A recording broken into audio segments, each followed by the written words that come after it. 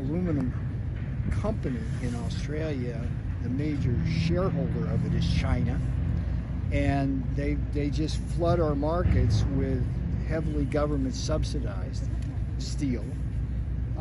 And South Korea is also a country that just overcapacity, dump steel, we suffer. That's kind of the thing. So President Trump says, nope, we're going back to the Trump golden age of steel and aluminum. I'm going to try hard to convince him that we should call it the platinum age, because it's kind of like the metal mode.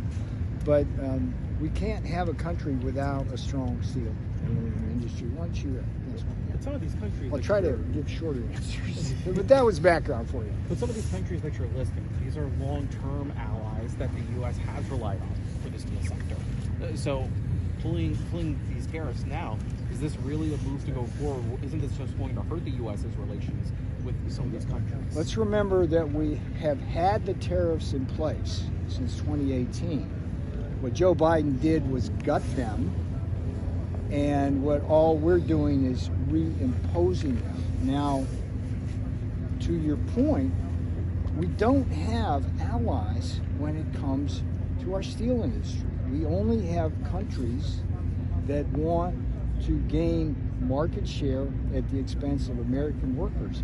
And this is a particularly important industry, as is aluminum, because it's key to our national defense. We in times of crisis, if we don't have a strong aluminum and steel industry, then we will not be able to defend ourselves, full stop. So that's what we're worried about, and our allies should understand what we're doing. And the problem is they abused the favors that were given to them.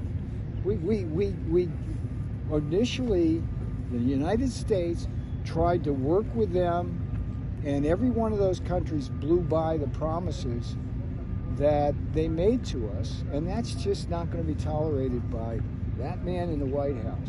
He is a man who has the back of the American people and who's concerned both about our economic prosperity and our national security, and steel and aluminum are absolutely pillar industries for this country, and he's not going to tolerate the kind of cheating that's been going on by these countries. But with the, considering they are long-term, let's try.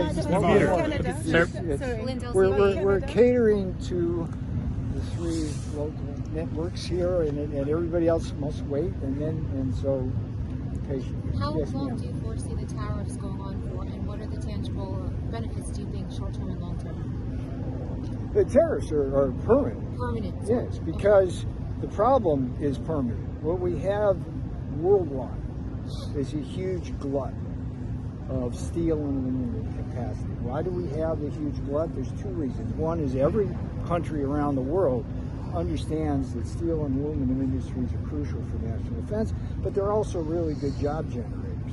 So whether it's China, Russia, Japan, Brazil, Australia, Argentina, South Korea, they all have capacity that is far in excess of what we need as a world.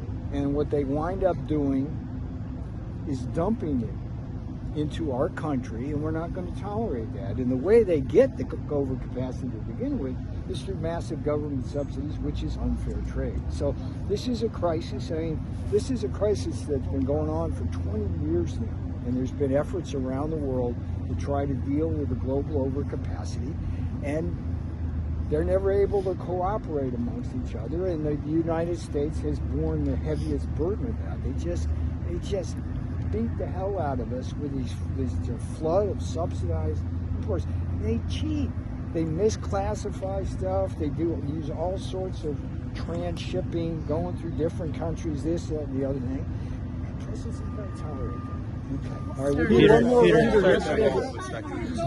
The president said last night he at least expressed what seemed like an openness to exemptions for a country like Australia when it comes to the steel and aluminum tariffs. And then more broadly speaking, when you look at the initial tariffs on Mexico and Canada from a couple of weeks ago, those were obviously delayed by 30 days. Yes.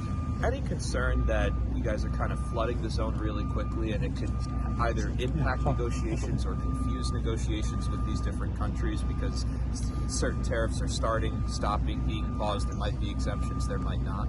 There's nothing really to negotiate with steel and aluminum tariffs. We did that. In 2018, we put the tariffs in for steel and aluminum. We had all these negotiations. We gave a lot of our trading partners some dispensation, not enough to hurt us. But then Joe Biden kind of opened the barn doors to all sorts of stuff. And these countries did not abide by the agreement. So we weren't. I mean, fool me once, yeah, you know the expression. We're not going to be fooled again. So those steel and aluminum tariffs are permanent. They are permanent because of the international marketplace, which has this huge glut. As for these other issues, we've got an international trade crisis because of a $1 trillion a year trade deficit that's draining our assets and using us. That's got to be